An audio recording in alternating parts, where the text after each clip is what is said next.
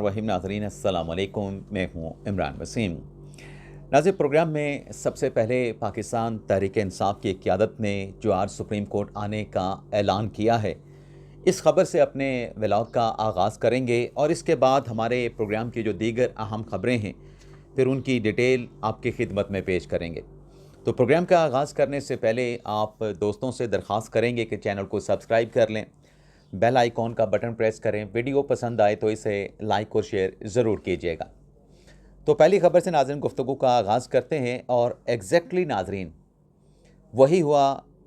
जैसा कि हमने अपने कल के व्लॉग में इजहार किया था, प्रेडिक्शन की थी, दावा किया था कि खैबर पख्तूनख्वा के वज़ीर आला सुहेल अफरीदी जो कि अडयाला जेल जा रहे हैं अपनी काबीना के साथ, खैबर पख्तूनख्वा के अरकान के साथ बानी पीटीआई इमरान खान से मुलाकात करने के लिए। हमने ये आपको बताया था कि हालात नज़र नहीं आ रहे कि सुहेल अफरीदी साहब अडयाला जेल तो जाएंगे, लेकिन वहाँ पे उनकी बानी पीटीआई के साथ या पीटीआई के किसी रहनुमा की इमरान खान के साथ मुलाकात हो सके, इसका इम्कान नज़र नहीं आ रहा है। और दूसरा, जो एटीसी अदालत ने जनाब सुहेल अफरीदी साहब के जो अरेस्ट वारंट जारी किए थे, हमने ये भी कहा था कि उनकी गिरफ़्तारी का भी कोई इम्कान नज़र नहीं आ रहा। तो कल एग्जैक्टली ऐसा ही हुआ। सुहेल अफरीदी साहब अपनी काबीना के अरकान के साथ, तहरीक इंसाफ की क़यादत के साथ अडयाला जेल के बाहर पहुँचे। ना उनकी बानी पीटीआई के साथ मुलाकात हुई और ना ही जो एटीसी अदालत के अरेस्ट वारंट थे उनकी तामील सुहेल अफरीदी से कराई गई। और जब ये मुलाकात नहीं हुई तो सुहेल अफरीदी ने अपने अरकान के साथ, पीटीआई की क़यादत के साथ मुशावरत करने के बाद, जिसमें सलमान अकरम राजा पाकिस्तान तहरीक इंसाफ के सेक्रेटरी जनरल भी वहाँ पर मौजूद थे, अडयाला जेल के उसी मकाम पे जहाँ पे वो ठहरे थे वहीं पे धरना देने का ऐलान कर दिया। ना सिर्फ धरना देने का ऐलान किया गया बल्कि मज़ीद अरकान को भी अडयाला जेल के बाहर बुला लिया गया कि आप भी वहाँ पहुँचें, आज रात हमने यहाँ पे धरना देना है। और सुहेल अफरीदी और सलमान अकरम राजा की जानिब से कहा गया कि आज रात हम यहाँ पे धरना देंगे, लेकिन एक जो लचक उनकी जानिब से दिखाई गई वो ये थी कि हमारे इमरान खान साहब के जो मुआलिजीन हैं, जिसमें डॉक्टर आसम हैं, डॉक्टर खुर्रम मिर्ज़ा हैं, वो बताया गया कि अडयाला जेल पहुँच रहे हैं। अगर इमरान खान साहब के ज़ाती मुआलिजीन की मुलाकात करवा दी जाती है, इमरान खान की सेहत के बारे में जो तशवीश है वो दूर हो जाती है, सेटिस्फेक्शन हो जाती है, तो ये जो धरना है ये इस धरने को ख़त्म कर दिया जाएगा। बल्कि मैंने कल के व्लॉग में ये भी कहा था कि ये इमरान खान साहब का जो आंखों का पुरसीजर हुआ है, इस पुरसीजर के बाद इमरान खान से मुलाकात का जो मामला है ये भी शिद्दत अख्तियार कर जाएगा। पाकिस्तान तहरीक इंसाफ का जो मुतालबा है कि इमरान खान के साथ मुलाकात नहीं करवाई जा रही, इस डेवलपमेंट के बाद, आंखों के ऑपरेशन के बाद अब यह मुतालबा किया जाएगा कि मुलाकात इमरान खान से करवाई जाए ताकि एग्जैक्टली मालूम हो सके कि इमरान खान साहब का प्रोसीजर के बाद उनकी हालत क्या है, उनकी सेहत क्या है। तो मुलाकात के मामले पे भी शिद्दत जो है वो देखी गई। इमरान खान साहब के दोनों जो ज़ाती मौलज हैं, डॉक्टर आसिम और डॉक्टर खुर्रम मिर्ज़ा, वो पहुँचे अडयाला जेल के बाहर, लेकिन उनकी मुलाकात भी जो है वो बानी तहरीक इंसाफ इमरान खान से नहीं करवाई गई। और जब मुआलिजीन की मुलाकात भी नहीं हो सकी तो फिर ये जो धरना था, मुशावरत के साथ इस धरने को जो है वो ख़त्म कर दिया गया था। लेकिन आपको याद होगा कि जब पिछली मरतबा गुज़िश्ता बार इंडियन मीडिया की जानिब से इमरान खान की सेहत से मुतल्लिक एक फ़ेक न्यूज़ चलाई गई थी, उसके बाद भी इमरान खान साहब का मुलाकात का जो मामला है वो शिद्दत अख्तियार कर गया था। और फिर उस्मा खान की इमरान खान साहब के साथ मुलाकात करवाई गई थी और उस्मा खान की इमरान खान से मुलाकात के बाद जब ख़बर बाहर आई तो उस्मा खान साहबा ने यह बताया कि इमरान खान साहब बिल्कुल ठीक हैं, हशाश बशाश हैं, उनकी सेहत को कोई ऐसी शिकायत नहीं। तो पाकिस्तान तहरीक इंसाफ सेटिस्फाइड हो गई थी, पाकिस्तान तहरीक इंसाफ मुतमिन हो गई थी। अब भी जो प्रोसीजर खान साहब की आंखों का हुआ है उसको लेके आज पाकिस्तान तहरीक इंसाफ की क़यादत ने धरना तो रात ख़त्म कर दिया था, आज सुप्रीम कोर्ट आने का ऐलान कर रखा है कि हम सुप्रीम कोर्ट जाएंगे, सुप्रीम कोर्ट के जो चीफ जस्टिस हैं या फरीदी साहब, उनसे मुलाकात करेंगे, या जो हमारी एक याददाश्त है जिस पर अरकान असम्बली के सिग्नेचर मौजूद होंगे, वो याददाश्त सुप्रीम कोर्ट के चीफ जस्टिस को हम देंगे और हमारा ये मुतालबा होगा कि बानी तहरीक इंसाफ इमरान खान के साथ मुलाकात करवाई जा सके। अब इस पर देखते हैं कि हुकूमत का क्या रिएक्शन आता है। पिछली मरतबा तो उस्मा खान की इमरान खान के साथ मुलाकात करवा दी गई थी, अब की मरतबा पाकिस्तान तहरीक इंसाफ की क़यादत ने सुप्रीम कोर्ट आने का ऐलान भी किया है। आया कि मुलाकात होगी। अगर हम सुप्रीम कोर्ट की बात करें तो सुप्रीम कोर्ट इस मामले पर क्या कर सकती है 27वीं आईनी तरमीम के बाद, ये अलग से एक मामला है, क्योंकि सुप्रीम कोर्ट की जो ज्यूरिसडिक्शन है वो ख़त्म करके फेडरल कॉन्स्टिट्यूशनल कोर्ट को दे दी गई है। अगर आईनी दरख्वास्त दायर करनी है तो वो तो सिर्फ फेडरल कॉन्स्टिट्यूशनल कोर्ट में जो है वो फाइल हो सकती है। लेकिन आज पाकिस्तान तहरीक इंसाफ की क़यादत की सुप्रीम कोर्ट आमद के पेश नज़र जो इस वक्त हालात हैं सुप्रीम कोर्ट के, जो सिक्योरिटी यहाँ पे हाई अलर्ट की गई है, तो इस वक्त सूरत हाल या हालात ये हैं कि जो सिक्योरिटी है, सिक्योरिटी यहाँ पे सुप्रीम कोर्ट में बढ़ा दी गई है। सिक्योरिटी फोर्सेस की जो तादाद है उसमें इजाफी एहलकार यहाँ पे तैनात किए गए हैं।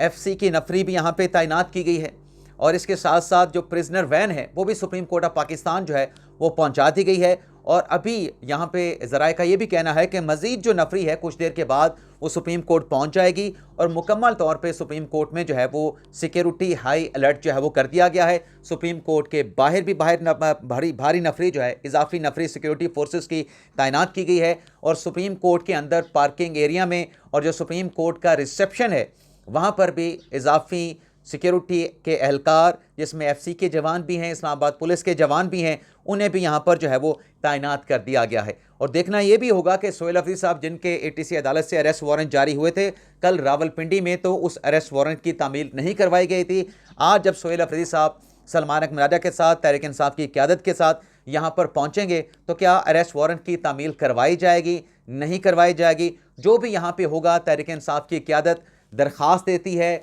अपनी कोई रेजोल्यूशन, कोई याददाश्त जमा कराती है, उसकी डिटेल फिर नेक्स्ट व्लॉग में दोपहर में आपके साथ उसकी जो तफसीलात हैं वो आपकी खिदमत में हम पेश करेंगे। अब हम दूसरी खबर की बात कर लेते हैं। दूसरी नाज़रीन रात की खबर ये सामने आई, मोहम्मद मालिक साहब हैं जिन्होंने ये दावा किया कि पाकिस्तान तहरीक इंसाफ को एक बड़ी पेशकश की जा रही है, एक बड़ी ऑफ़र की जा रही है। अब वो ऑफ़र क्या है, उसमें यह बताया गया कि पाकिस्तान तहरीक इंसाफ जो है वो मुज़ाकरात पे आए और नया जो चीफ़ इलेक्शन कमिश्नर है उसकी तैनाती के ऊपर बात की जाए, इलेक्शन का जो प्रोसेस है उसमें रिफॉर्म्स की जाएं,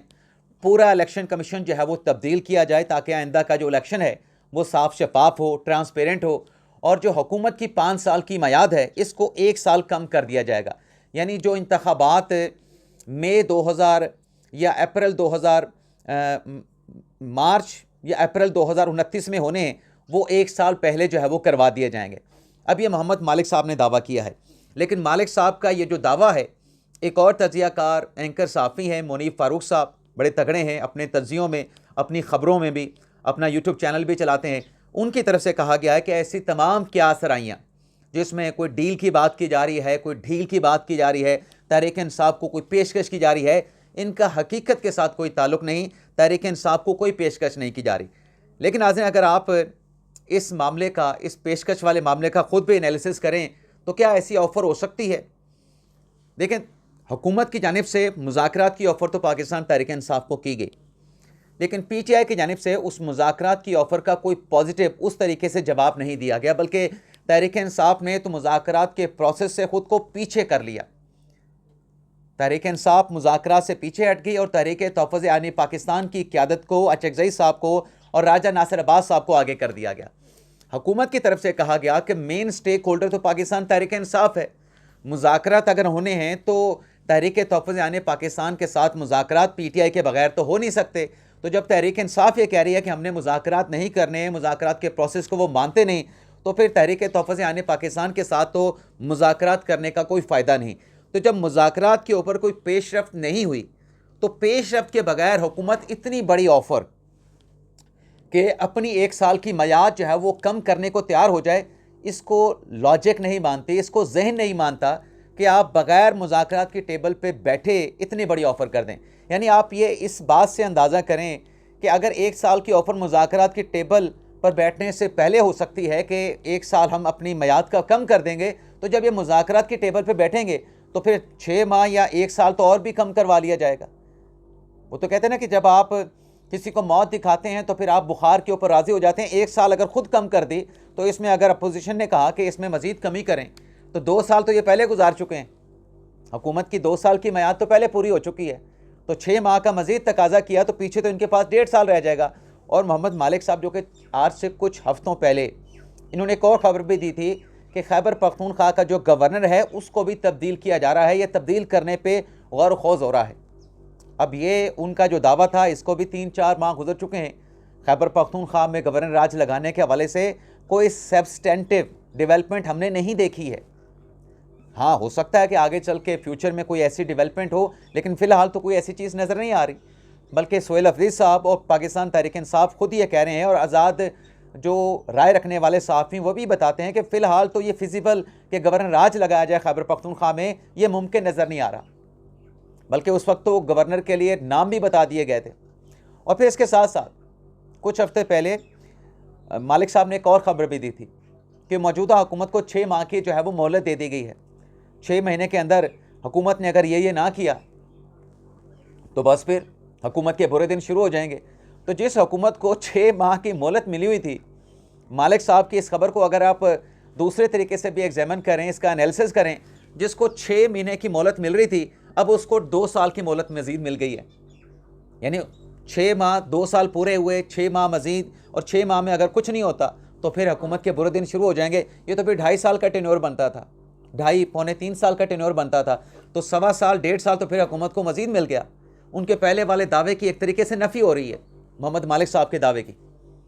तो वाले मुनीफ फ़ारूक साहब, मैंने तो चीज़ें आपके सामने रखी हैं। मुनीफ फ़ारूक साहब का कहना है कि ऐसी तमाम बातें जो शहर इक़्तिदार में की जा रही हैं कि कोई ऑफ़र तहरीक इंसाफ को की गई है, ये महज जो है वो क़ियासराइयाँ और बेबुनियाद हैं, इसका हकीकत के साथ कोई ताल्लुक़ नहीं। लेकिन नाज़रीन, लाहौर में जो अफसोसनाक वाक़या पेश आया, जिसमें एक खातून, उसकी 10 माह की बच्ची जो है गटर में गिर गई, और फिर उस पर जिस तरीके से पंजाब हुकूमत का इब्तदाई रिस्पॉन्स आया कि उस्मा बुखारी साहब ने कहा कि ये फ़ेक न्यूज़ है, ऐसा कोई वाक़या हुआ नहीं। और फिर जो वालिद था जो कि कंप्लेंट कर रहा था, जिसने टेलीफोन किया था रेस्क्यू 1122 को कि मेरी फैमिली, मेरी अहलिया, मेरी बच्ची गटर में गिर गई है, उसको बचाया जाए, उससे तफ्तीश शुरू कर दी गई। मतलब एक बंदा तकलीफ़ में है, उसकी बच्ची 10 माह की बेटी वो गिर गई है, उसकी अहलिया गिर गई है, और पुलिस उससे पता नहीं क्या क्या तफ्तीश कर रही है, उसको थाने ले जाया गया। तो इस मामले पे जो इदारों का किरदार था और जो पंजाब हुकूमत का रिएक्शन आया वो तो अफसोसनाक था। लेकिन उसके बाद कल जो पंजाब की वज़ीर आला मरियम नवाज़ साहिबा ने इस मामले पे जो एक्शन लिया है, और वो जो बंद कमरों के इजलास होते हैं, उसे कल टीवी के ऊपर दिखाया गया। अब टीवी के ऊपर जो बंदा ब्रीफिंग दे रहा था, उसमें भी मुझे ऐसे तासर मिला कि शायद वो शख्स भी वहाँ पर चूना लगाने की या वज़ीर आला को मामू बनाने की कोशिश कर रहा था, जिसमें उनका मौक़िफ़ ये था, जो ब्रीफिंग देने वाला था, माज़रत के साथ मैं उनको नहीं जानता, मेरी उनके साथ कोई ज़ाती अनात भी नहीं, लेकिन उसमें जो उनकी एक बात थी ना कि यहाँ पे जो पार्किंग बनी हुई थी, पार्किंग की वहाँ पे टिकट भी ली जा रही थी, या पार्किंग यहाँ पे नहीं होनी चाहिए थी, इसकी इन डेप्थ जो है वो इंक्वायरी होनी चाहिए, तफ्तीश होनी चाहिए। और भाई 2 जानें जो हैं वो दुनिया से चली गई, गटर में गिर गई, आप पार्किंग वाले के ऊपर जो है वो इन डेप्थ इंक्वायरी करवाना चाहते हैं। जिन इदारों की गफलत है, जिन इदारों की कोताही है, जो ज़िम्मेदारान हैं, उनके खिलाफ फौरी तौर पर एक्शन होना चाहिए। और फिर इस एतबार से भी कि जब चंद हफ्ते पहले मरियम नवाज़ साहिबा कराची के वाक़े के बाद, जहाँ पे गटर में वहाँ पर भी वाक़या पेश आया था अफसोसनाक, कुछ इंसानी जानें वहाँ पे ज़ाया हो गई थी, एक बच्चा वहाँ पे गटर पे गिर गया था, तो मरियम नवाज़ ने तो कुछ हफ्ते पहले ही ये डायरेक्शन जारी कर दी थी पूरे सूबे के लिए, पूरे सूबे के इंतज़ामिया के लिए, कि कोई मेन होल जो है वो खुला नहीं होना चाहिए। और फिर उसके बाद लोधरा में एक वाक़या हुआ था। अब ये लाहौर जैसे शहर में वाक़या हो गया, जहाँ पे सीएम खुद बैठती हैं, जहाँ पे चीफ मिनिस्टर का ऑफिस है, जहाँ पे चीफ मिनिस्टर की रिहाइशगाह है। तो ये वाक़या नहीं होना चाहिए था। वो उस्मा बुखारी साहबा ने तो माजरत कर ली, और अच्छी बात है कि उन्होंने माजरत की। अब उसके ऊपर भी एक प्रोपोगंडा हो रहा है कि उस्मा बुखारी साहबा ने फ़ेक न्यूज़ दी है। अब उस्मा बुखारी साहबा को नीचे से जो इंतज़ामिया ने बताया, उस्मा बुखारी साहबा ने वो आगे डिसेमिनेट कर दी इंफॉर्मेशन। उस्मा बुखारी के कोई ज़राए तो नहीं थे, कोई सोर्सेज तो नहीं थे, या उस्मा बुखारी ने अपने को बंदे वहाँ पे तो नहीं भेज रखे थे, लेकिन उस्मा बुखारी साहबा ने माफ़ी मांगने में ज़रूर ताख़ीर की। जब रात गए ही पता चल गया था कि वाक़या हुआ है, और इसको फेक वाक़या जो बताया जा रहा था वो गलत फीड किया जा रहा था, बल्कि मरियम नवाज़ साहबा ने कहा कि मामले को घुमाने की कोशिश की गई। ना सिर्फ वाक़ये के वक्त घुमाने की कोशिश की गई, ब्रीफिंग के दौरान भी चकमा देने की और वज़ीर आला को मामू बनाने की कोशिश की गई। लेकिन मरियम नवाज़ साहबा ने उस पर जो रिएक्शन दिया, जो बर्मी का इजहार किया, ये मेरे ख्याल से पाकिस्तान की तारीख़ में पहली मरतबा हुआ कि तमाम जो मुतलका इदारे हैं, जिसमें LDA है, वासा है, जिसमें पुलिस है, ट्रैफिक पुलिस है, इसके अलावा जो प्रोजेक्ट मैनेजर, प्रोजेक्ट डायरेक्टर हैं, और जो असिस्टेंट कमिश्नर थे, डिप्टी कमिश्नर थे, कमिश्नर थे, सबको ज़िम्मेदार करार दिया गया। जिम्मेदारान को गिरफ्तार करने और नौकरियों से बरतरफ करने का जो है वो हुक्म सादिर फरमाया गया। हमारे शहर अहमदपुर शर्किया में भी ऐसा एक वाक़या पेश आया कि एक रोड, कचहरी रोड बनने के लिए तोड़ा गया, गटर लाइन डालने के लिए पूरी रोड उखाड़ दी गई और वो कितने महीनों तक वैसे पड़ी रही रोड, और गटर के जो है वो लाइनें खुली पड़ी थीं, गटर के ऊपर ढक्कन नहीं थे, खड्डे पड़े हुए थे। 2-3 ज़िंदगियाँ वहाँ पे ज़ाया हुई, 2-3 ज़िंदगियाँ वहाँ पे ज़ाया हुई। ये तो हमारे शहर में वो वाक़या कहीं जिसकी जगह पे रिपोर्ट भी नहीं हुआ, ये तो लाहौर का वाक़या रिपोर्ट हुआ। मेरे ख्याल से इस वाक़े से तमाम सूबों को, पूरी ब्यूरोक्रेसी को जो है वो सबक लेना चाहिए। आप अवाम के, अगर आप किसी ओहदे पे बैठे हैं, आप कोई शहंशाह या बादशाह नहीं, आप अवाम के खादम हैं, आप अवाम के नौकर हैं। जब नौकरी कहा जाता है ना कि नौकरी करनी है, तो फिर नौकरी का मतलब नौकर बन के रहना है। इजाज़त चाहते हैं। अल्लाह हाफिज़। पाकिस्तान जिंदाबाद।